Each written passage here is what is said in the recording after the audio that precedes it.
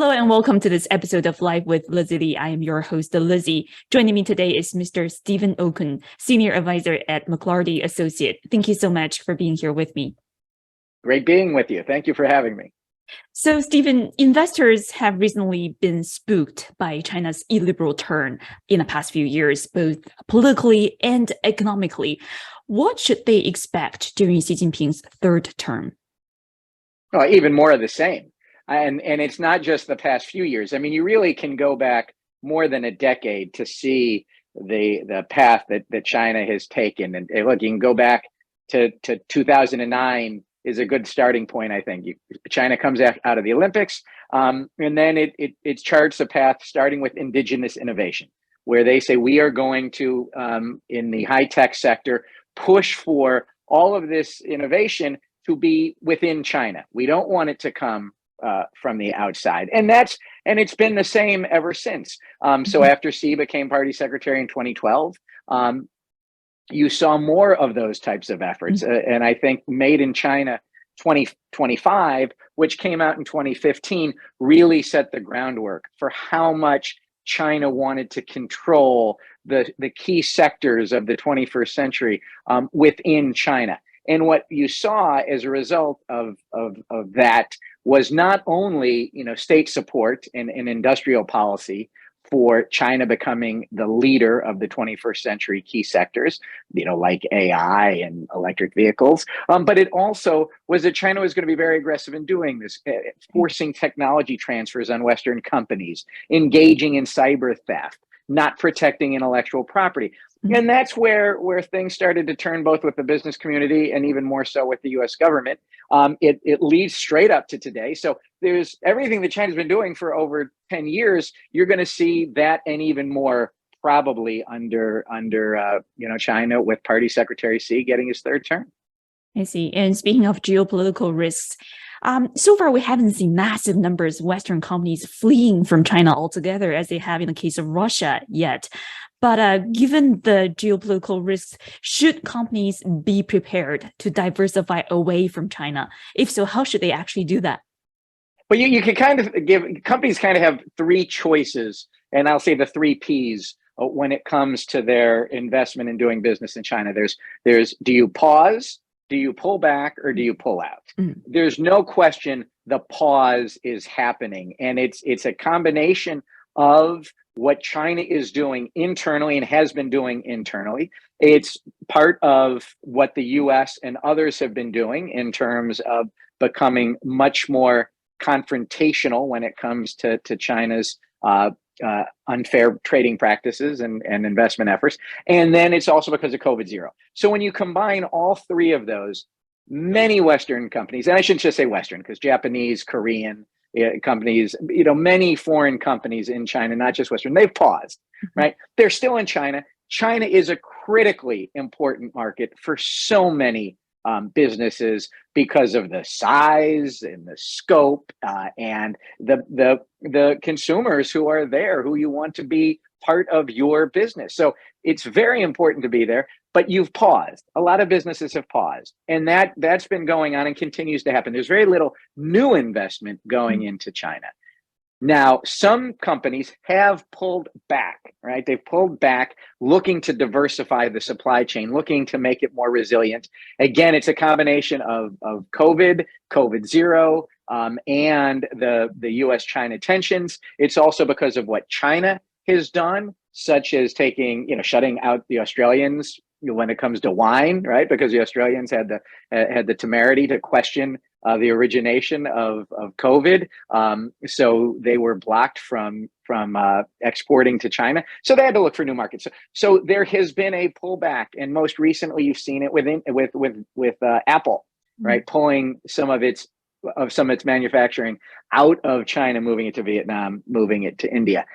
We haven't really seen the pull out yet. The question is that going to come?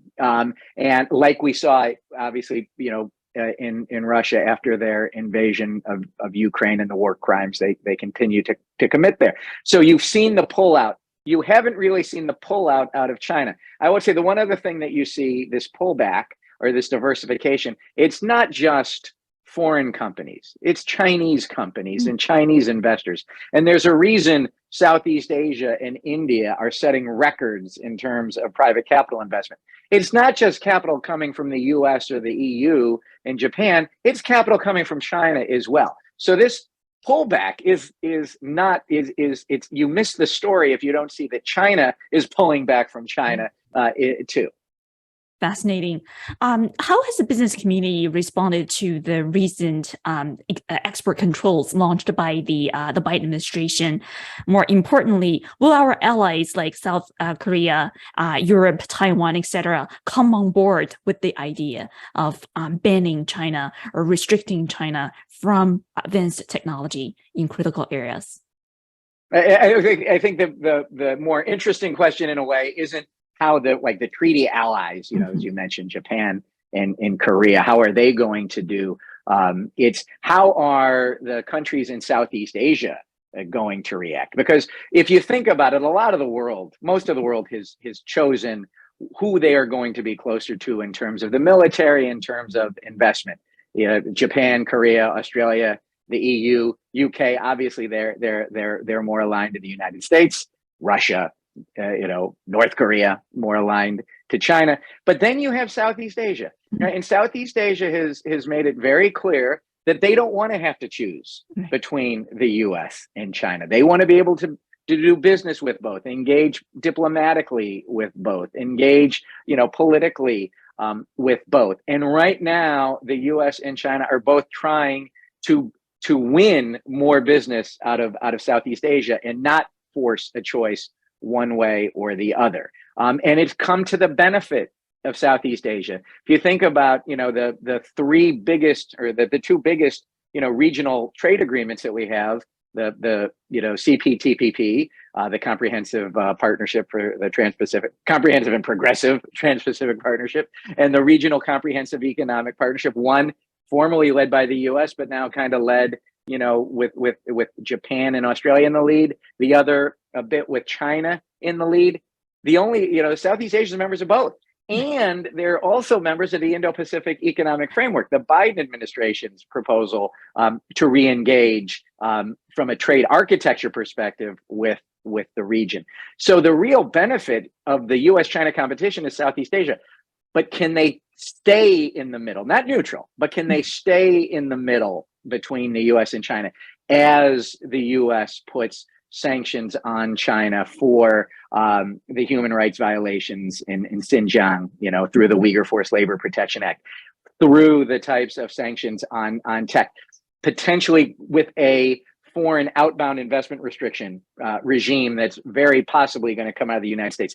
So that's the real question that we're all kind of watching is the U.S. going to force a choice, even though it says it's not going to? I see. You mentioned this idea of outbound investment restrictions or reverse CFIUS. I wonder if you can talk a little more about that.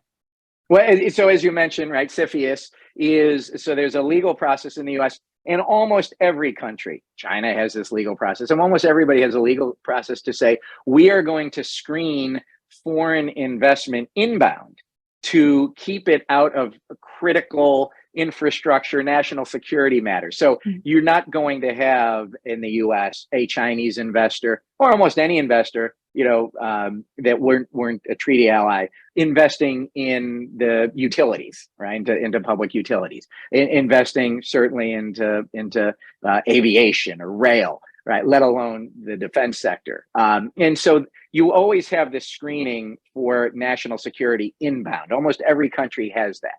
What the U.S. is now discussing is having an outbound investment restriction regime. And that is to say that because China, and they may not say China in word, but of course, indeed, they say because China is such a strategic competitor to the United States, and because China uses technology that is used not just only for commercial purposes, but for military purposes, for surveillance purposes, that we're not going to allow U.S. outbound investment into certain types of technologies. We don't have an outbound investment regime.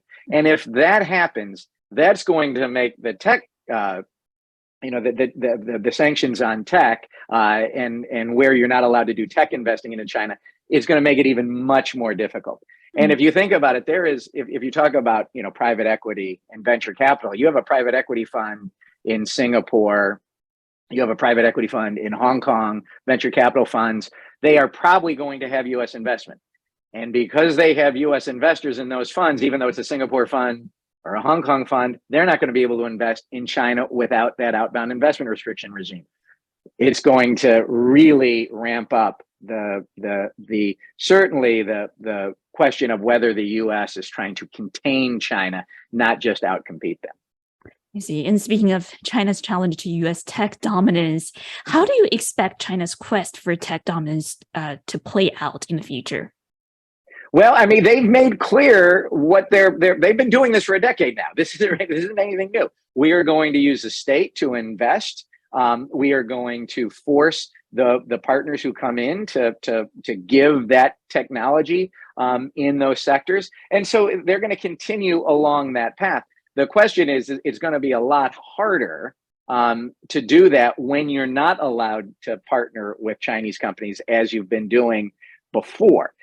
Is China going to is China going to take action in retaliation? It wouldn't be in the tech sector, of course, but they may take retaliation in other sectors. If you look at what happened in for the Trump tariffs, when the United States put tariffs on China for those unfair trading practices that have been taking place, China then targeted agriculture because that is a very sensitive political sector in the United States.